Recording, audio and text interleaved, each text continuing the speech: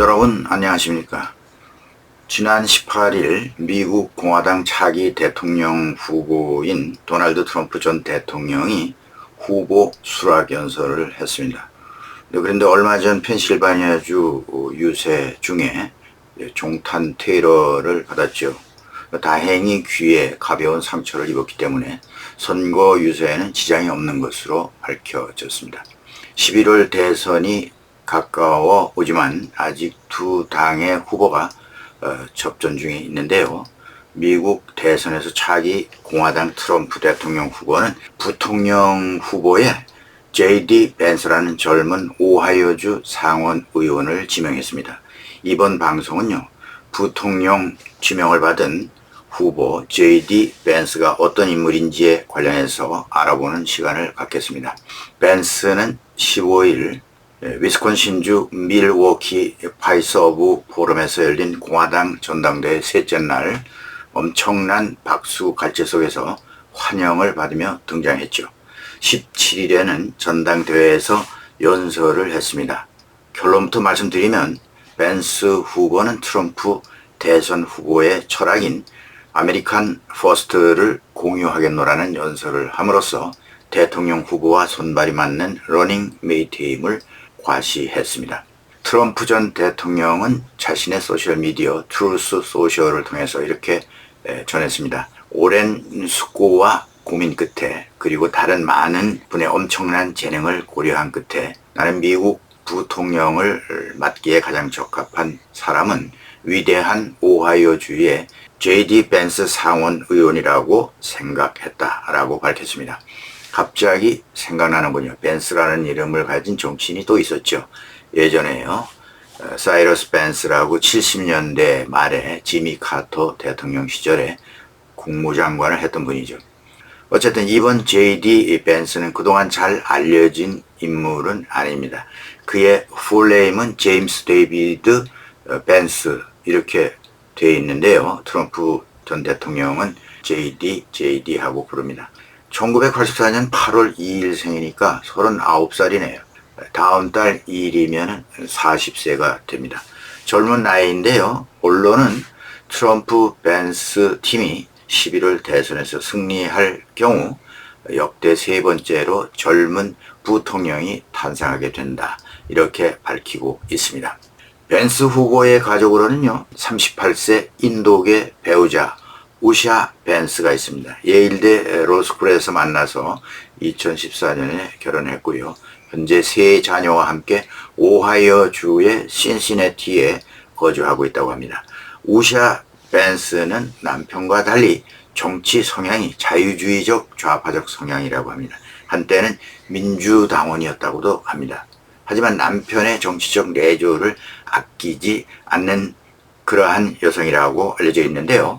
종교에 있어서도 우샤 여사와 아이들은 힌두교를 믿는다고 합니다. 벤스는 카톨릭 신자로서 지내고 있죠. 아내가 백인계가 아닌 인도계 이민자 후손이라는 점에서 이점이 될 수 있다고 생각이 되는군요.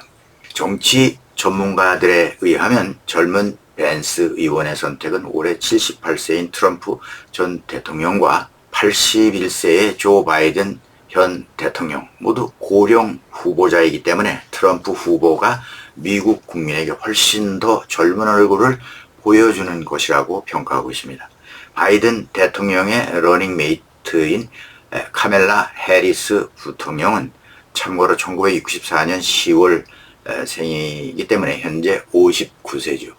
카멜라 부통령도 인도계 인물입니다. 미국 정계에 이 인도계가 약진하고 있죠.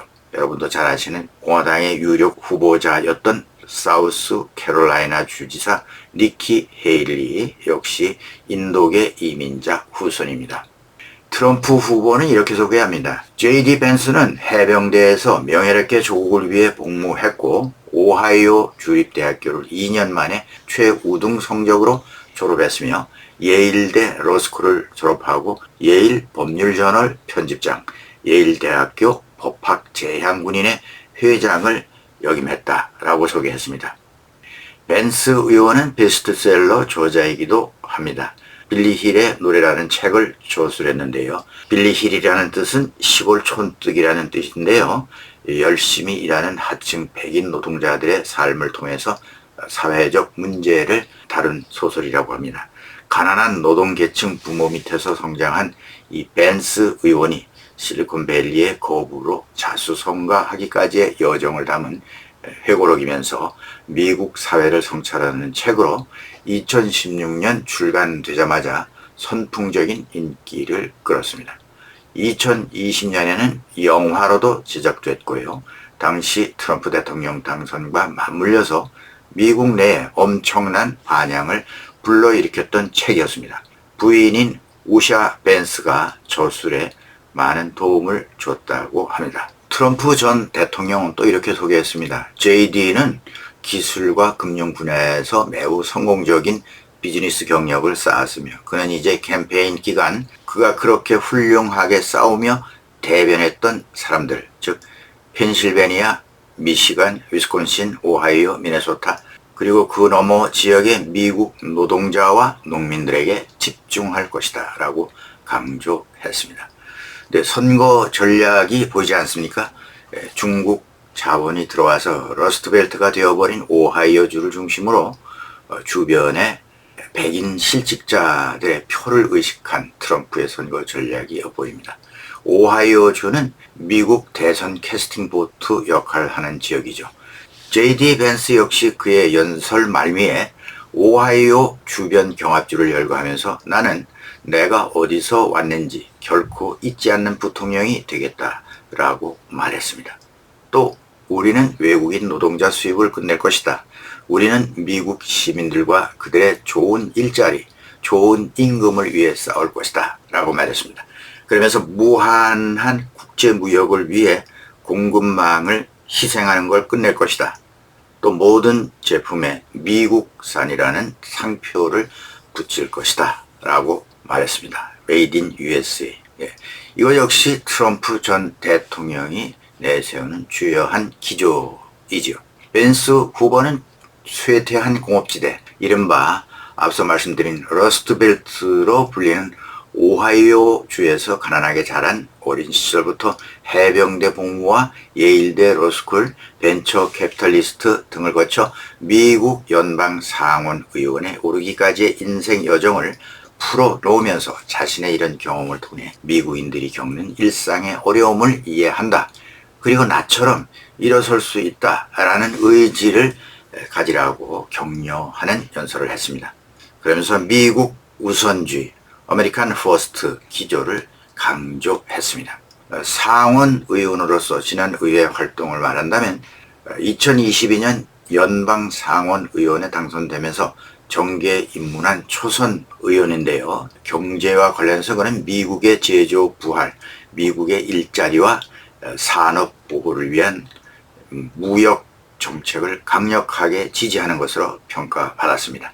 특히 중국에 관해서는 중국의 불공정 무역 관행에 대응해서 강력한 정책을 옹호해 왔습니다. 벤스 후보는 연설에서 조 바이든 대통령을 이렇게 비판했습니다. 조 바이든 대통령이 북미 자유무역협정, 나프타지요, 미중 무역협정, 이라크 전쟁 등을 지지해서 많은 미국인이 일자리를 잃고 젊은이들은 전쟁터로 보내졌다. 이렇게 주장했습니다. 벤스 후보는 자신이 살아온 기간보다도 오래 정치를 한 바이든 대통령이 지난번 반세기 동안 미국을 더 약하고 가난하게 만드는 모든 정치 이니셔티브의 옹호자였다. 이렇게 비판했습니다. 그러면서 트럼프 행정부가 출범할 경우 안보 분야에서 동맹국들의 더 많은 것을 요구할 것이다 라고 밝혔는데요. 네, 이것 역시 트럼프의 주장과 일치합니다. 이민과 관련해서는 불법 이민을 막아야 한다는 입장으로서 강력한 국경 보안 정책을 지지해 왔고요. 또 사회 보장과 의료보험 프로그램 삭감 등에 이르기까지 트럼프 전 대통령의 강경한 정책을 지지하고 있습니다. 하지만 특이점으로는 8년 전에 트럼프 전 대통령이 처음으로 대통령 선거에 출마했을 때 트럼프 전 대통령을 매우 비판한 전력이 있습니다. 반 트럼프 인사였죠. 그런데 180도 전향해서 지금은 트럼프 지지자가 된 케이스입니다. 당시 2016년 대선 때인데요. 그해 10월 그의 소셜미디어 트위터에 트럼프는 이민자, 무슬림 등등 내가 아끼는 사람들을 두렵게 만든다. 그러면서 이 때문에 그는 비난받을 만하다. 신은 우리에게 더 나은 것을 원한다. 이렇게 적었는데요. 이후 벤스 의원은 이 트윗을 삭제해 버렸습니다. 외교 안보 분야에 대해서도 미국의 군사력 강화를 옹호하면서 세계 경찰로서 미국의 역할에는 반대하는 것으로 알려졌습니다. 트럼프의 고립주의 지향 안보관을 공유하고 있는 것으로 알려졌죠. 우크라이나 전쟁이나 가자 전쟁에 대해서는 언급하지 않았지만 중국의 위협에 관해서는 벤스 후보는 그간 우크라이나에 대한 무기 지원을 멈추고 전쟁을 끝내기 위해서 러시아와 협상을 해야 한다라는 입장을 밝혀왔는데요. 벤스 후보는 다만 17일 연설에서 국제 분쟁에서 미군의 개입을 최소화하겠다는 입장만 밝혔습니다. 그러면서 우리는 반드시 해야 할 때만 우리 아이들을 전쟁터에 보낼 것이다. 적에게 펀치를 날릴 때는 강하게 날릴 것이다. 그렇게 해서 우리는 미국을 다시 위대하게 만들 것이다 라고 강조했습니다. 트럼프 연설의 복사판이고 그의 이념적 후계자로 생각이 듭니다. 아바타는 좀 그렇고요. 아무튼 흑수저 출신 백인으로서 자수성가한 인물로 한마디로 평가하고 싶습니다. 공화당원들은 제이디 벤스의 부통령 후보 지명에 어떤 반응을 보일까요? 네, 대체로 호의적이죠. 잘 선택한 것으로 본다. 이렇게 조사되었습니다. 하지만 민주당 정치권은 당연히 우호적이지 않죠. 벤스 의원에 대한 바이든 재선 캠프의 반응은요. 트럼프 전 대통령의 독재적이고 퇴보적인 사업을 기꺼이 따르는 종, 하인으로 묘사했고요. 바이든 대통령 자신도 기자들에게 트럼프의 복제 인간이다. 그러면서 아무런 차이도 보이지 않는다라고 평가했습니다. 민주당 최고참 중진 의원인 엘리자베스 워런 상원 의원은 트럼프 지정의 부통령 후보는 부유한 미국인에게는 좋은 소식이지만 다른 모든 사람들에게는 끔찍한 소식이다 라고 하면서 그들이 당선되면 수백만 명이 건강보험에 대한 접근성을 잃게 될 것이다 라고 주장했습니다. 네, 오늘은 여기까지입니다. 시청해 주신 여러분 대단히 감사합니다.